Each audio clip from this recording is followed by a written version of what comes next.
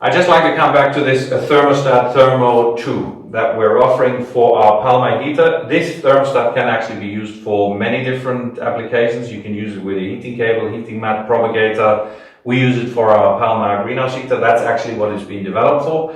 It's as well spray waterproof, comes with a North American plug, 3-pin plug, and it's a completely earthed system. So what's special about this thermostat? The temperature range in the positive or in the above freezing areas would be about 32 Fahrenheit plus, which is 0 degrees. But there again, I just like to mention that you can actually with this thermostat go to temperatures below freezing, which means if your plants can cope with temperatures below freezing, or you've got something in your greenhouse that can cope with temperatures below freezing. Let's say you want to heat your greenhouse up to 30 degrees Fahrenheit, or let's say -5 Celsius. Well, in that case, you use this and you can set it, and it will save you actually a lot of energy, and the energy bill is going to drop down to substantially drop down. So one more thing I want to add here, why is it called Thermo2? We used to have the Thermo1. The Thermo1 used to be just a heating thermostat.